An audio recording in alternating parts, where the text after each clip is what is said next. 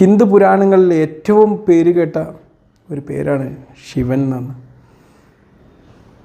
ശിവൻ്റെ ഒരു ചിത്രം നമ്മൾ കാണുമ്പോൾ നമ്മൾ മൈൻഡിലേക്ക് ഉദിക്കുന്നത് ഒരു മെഡിറ്റേഷൻ്റെ രൂപമായിരിക്കും. എപ്പോഴും ധ്യാനത്തിലിരിക്കുന്ന ഒരു ശിവരൂപമായിരിക്കും നമ്മുടെ മനസ്സിലേക്കൊക്കെ തെളിഞ്ഞു വരിക. നമ്മൾ ധ്യാനത്തിലിരിക്കുമ്പം, നമ്മളൊരു മെഡിറ്റേഷൻ സ്റ്റേജിലിരിക്കുമ്പം നമ്മൾ രണ്ട് ലോകങ്ങളുമായിട്ട് ഡിറ്റാച്ച്ഡ് ആയിട്ട് നിൽക്കുകയാണ്.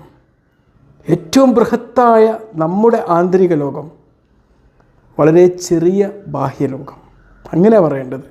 നമ്മുടെ ചുറ്റുപാടുകൾ വളരെ ചെറുതാണ്. ഇതിനെയൊക്കെ പെർസീവ് ചെയ്യാൻ പറ്റും നമ്മൾ ആന്തരികോലം ഇതിനേക്കാളൊക്കെ വിശാലവും വലുതുമാണ്. അങ്ങനെ നമ്മൾ മനസ്സിലാക്കേണ്ടത്. പലപ്പോഴും നമ്മൾ എന്ത് ചെയ്യുക, നമ്മുടെ ബാഹ്യലോകത്തെ പല കാര്യങ്ങളും ഇങ്ങനെ അതിലൊക്കെ അസ്വസ്ഥതകൾ സൃഷ്ടിച്ച് നമ്മൾ ഈ ആന്തരിക ലോകത്തേക്ക് തിരിച്ചു പോകാൻ ഒരു വൈമനസ്യം കാണിക്കുകയാണ്. പലപ്പോഴും നമ്മൾ